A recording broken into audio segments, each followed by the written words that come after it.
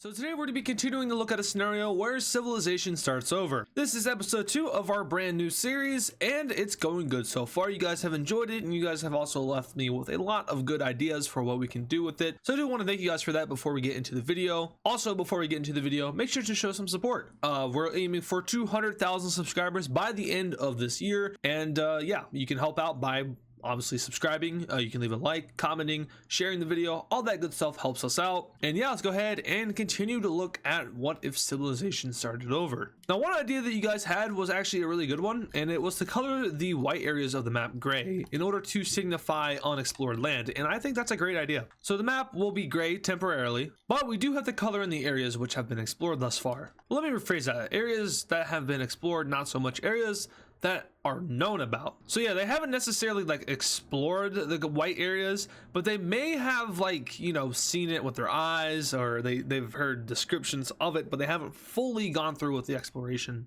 unless they haven't fully claimed it. So this is what the world looks like. Now, I know it might have looked different in the last episode, but this is what we're going to be basing it off of for now on, and the gray areas, like I said, have not been explored yet. Let me know what you think about this. If it hurts y'all's eyes, and if you don't like it, and it is not appealing, then I'll change it back. But yeah, we're rolling with this for now. So a lot happened in the last episode. You know, civilization was formed. That's a pretty significant thing. But first off, we have the red team being the first country to go on the move, and they move down the Red Sea and eventually meet up with the blue team's colony over here. Remember, the blue team used to be a part of the red team. They were once under the same kingdom. However, some differences made them split apart. And at this point, the red team is pretty much blocked in everywhere else. They can't go purple, or I mean, they could if they wanted to invade them, but there's really no point in doing that. They could go toward the green, but they were a part of them, and they kind of fought against each other, so there's really no point in doing that either. So really, the red team is kind of secluded to only going towards Africa, unless, of course, they want to throw hands. Now, I did say something about the purple team in the last episode, and that was that they were going to be moving around the world map, and that is still their plan. However, there's one slight issue. They're stuck. As you can see, the yellow team completely boxes them in, and the red team is to their east, so they can't go east. So what the purple team does instead is that they go across the sea. Now, large-scale sea transportation isn't necessarily in the grasp of civilization just yet. However, they are able to transport people as well as scouts, and they make a landing in Greece and start to explore the peninsula. At this point, they start to colonize it, and they reach up across the coast over here and meet up with the other side of the yellow team, in which case now they have an easier way to get back and forth between the peninsula and, well, the other peninsula. They go ahead and claim more of the Greek area until eventually they stop and decide to fully settle in to the Greek peninsula. Take a shot every time I say peninsula. You're not going to make it through the video. Meanwhile, we have the yellow team doing some expansion. They are moving around freely. Remember, these are the guys that wanted to go up north to get to the colder areas, and they have pretty much done just that as of now. But they also have interest in taking some of these southern Balkan areas, especially considering that the purple team is moving around down here and taking land that the yellow team could want. At this point, more and more of the Balkans are being discovered, and word gets out that there's a whole ginormous continent up here. Of course, they don't know about the Baltic Sea or anything like that,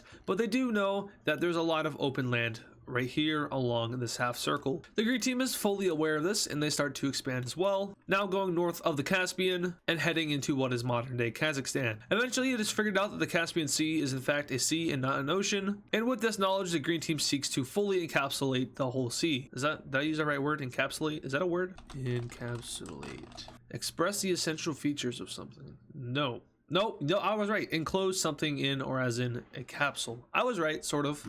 Encapsulate, I guess, is an appropriate word to use. So yeah, the Caspian Sea country is now going to be referred to as the Caspian Sea country. And I know some of you guys were suggesting names. You guys were telling me to base it off of some other historical things. I think that might be too much for me, because eventually this whole map will be filled. And yeah, so we're just going to stick with certain country, you know, Caspian Sea country, or Southern Arabian country, or red country. At this point, people figure out Cyprus exists, and the red team goes on a long and excruciating journey across northern Africa to figure out what exactly is going on. They eventually see it joint upwards, in which case they now think that, you know, since there's land over here, there's probably land connecting over through here where Italy is. So the red team makes it their interest to follow this sea completely, and this is their official colony. Before, they were just exploring it and, you know, kind of marking it, but now they're officially colonizing it. And the red team gets itself all the way up to Tunisia, in which now they see that they were wrong, and there's more ocean up here.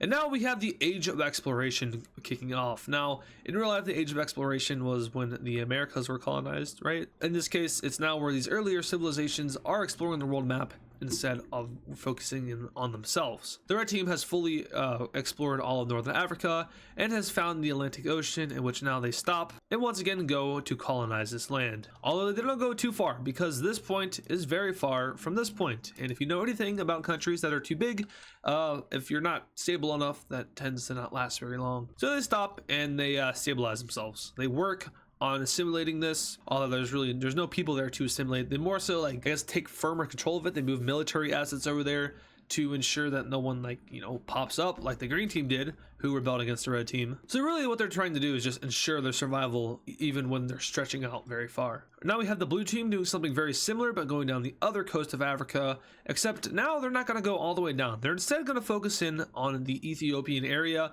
and fully shading in this. And once they have fully explored it, they go to colonize it. And this goes well for them for now, as they took over what is Somaliland and also Somalia and parts of Ethiopia. The purple team is now going to continue its expansion, going up north and exploring areas in the Croatian Bosnian area. They then colonize these areas, and soon it is figured out that Italy is a thing that exists. The red team also figures this out with seeing Sicily, and eventually they put two and two together, and the Italian peninsula is now known about. So the red team takes the treacherous journey across the Mediterranean Sea and makes a landing in Sicily and colonizes the entire island, where the purple team does something different. They go over to the boot of Italy and colonize the southern portion, cutting off the red team from any further expansion of the peninsula. The red team isn't too happy about this, but they could honestly, you know, just take Cyprus or Crete. So they let this slide for now. I mean, plus they have a whole continent down here they could go after if they really wanted to. But the issue with that is, you know, the Saharan desert, that's kind of hard to explore. So they just don't. The Caspian Sea country, though, they have no fear of expansion. They're going to keep going, even if it means it destabilizes them. They eventually start to colonize all of what is modern day Iran. And from here, they move across the southern Asian coast. And something that happened a lot in early civilization history was like the breaking apart of and formation of new countries, civilizations. And really, there wasn't many continuous countries that survived very long, other than like the exception of like the Romans and the Ottomans. And that's something that I haven't really highlighted well here. Now, I'm not going to be basing any kind of like time off of this series, so there will be like no blank, you know, it's year 100 or year 200 or something like that. That's too much to keep up with. So instead, we'll just probably go by time periods. So like I said, it's the Age of Exploration, but at a much earlier time. And like I said, back then, countries didn't stick around too long. They usually collapsed or formed into something else. And the yellow team is about to figure that out. So rebels in the southern part of the yellow country break away from it and essentially say, hey, we don't like you anymore. They also start to colonize some land when they break away. And the yellow government is seen as weak. Now, remember, these are the guys that wanted to go up north. They're the cold guys. They want it to be cold. They don't want to be warm and sweaty like it is in the Arabian desert. These guys, though, they don't care. They think that the yellow team was too focused on, you know, moving around and getting to where they want to be instead of focusing in on their civilians and, you know, settling down as a country. So the orange part breaks away from it. This is a mixture of a bunch of different states / provinces within the yellow civilization. And as time goes on, more and more start to break away until eventually it's basically the entire western part of the country that is gone. Now, a majority of the yellow team's government is up here in like Crimea and over here near the Sea of Azov. So it's not too crippling, but they are going to try to fight their way out of this. Unfortunately for them, though, it's not going to go well. In fact, there's even more groups breaking away. This time, there's a group down here over where Georgia is that breaks away, and they're in favor of joining up with the red team. In order to avoid any kind of conflict with the red team and to not fight a two-front war, the yellow team grants them their independence, in which case the pink team takes this and runs and joins the red team, so the red team expands without doing anything. And now the yellow team starts to fight its war. This war is pretty brutal. It's the deadliest war of this time so far, and these civilizations have not seen fighting like this ever. The yellow team makes some pretty impressive gains going into what is present-day Romania. However, the orange team tactics are very similar to that of guerrilla warfare fighting. And eventually, exhausted and unequipped yellow team troops started getting pushed back by the orange team. Now, it is theorized that the orange team might be being supplied by one of these other countries.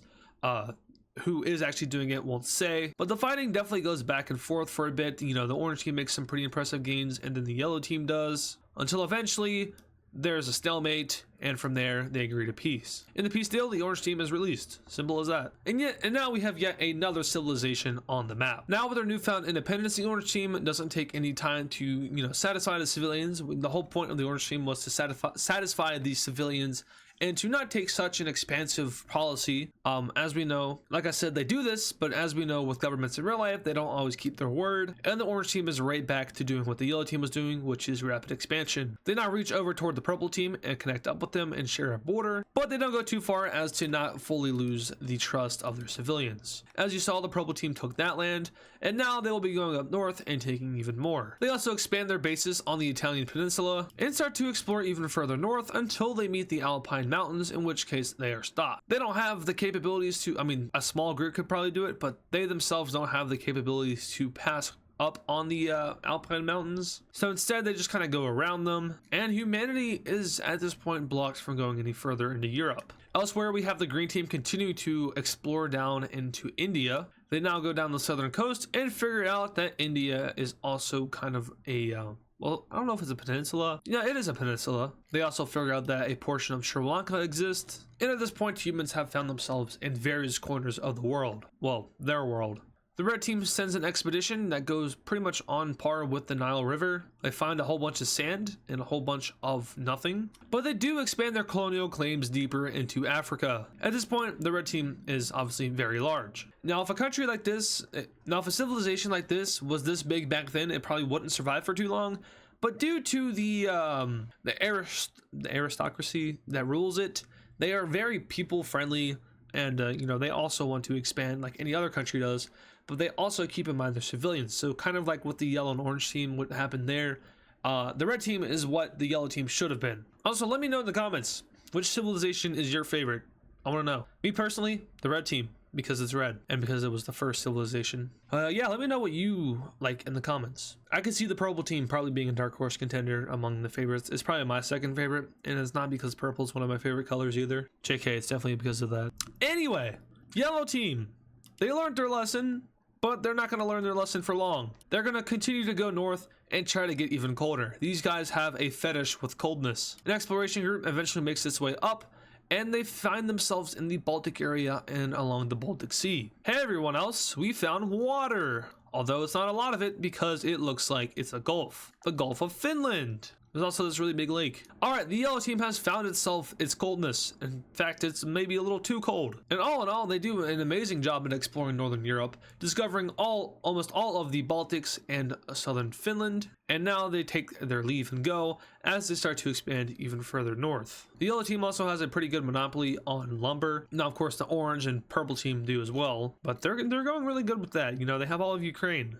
I mean, the green team eventually will have a good monopoly on uranium. Too bad that won't be discovered until, thousands of years later. All right, something's going on with the blue team. Let's check that out. All right, that's not too good. We have another area breaking away. This time, though, the blue team doesn't really feel like fighting it, and the blue team eventually takes over the other blue team, and we have our sole first African civilization popping up.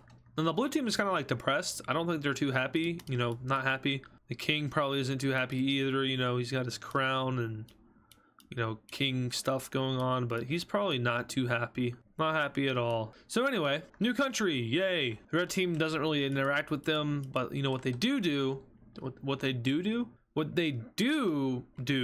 is that they expand further into Africa to kind of block them off from taking any land from them. And the teal team doesn't give a crap because they weren't even looking to do that. They're more set on establishing themselves. Meanwhile, back up north, the yellow team does a little bit more. They take a little bit more land, and then they stop before the orange team has part two. And the green team is continuing to expand southward, except they're starting to fight themselves. And what I mean by that is that, well, as you can see, green team is very elongated. And the green team is interesting because it's not like the other countries, which are mostly all aristocracies. At first we had our dictatorship ruling. We had our then we had our aristocracies. At first we had our dictatorships, and now we have our aristocracies. And if you know anything about ancient history, then the next part is monarchy. And then after monarchy, you have democracy. And after democracy, you have whatever comes next. Probably republicanism, I guess. But these guys, they never got the aristocracy memo. They have a rule by dictator, and that's because the guy that broke away, who was in this province, just wanted power, and he got it. He got a lot of land. But the military isn't too happy about that, and the military is the one that's doing the expanding for them.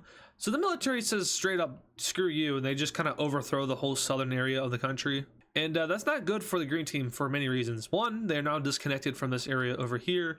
I mean, they can go up and around, but that's boring. And two, this is a lot, and it's their entire military. So the green team is going to immediately surrender over to the lime team.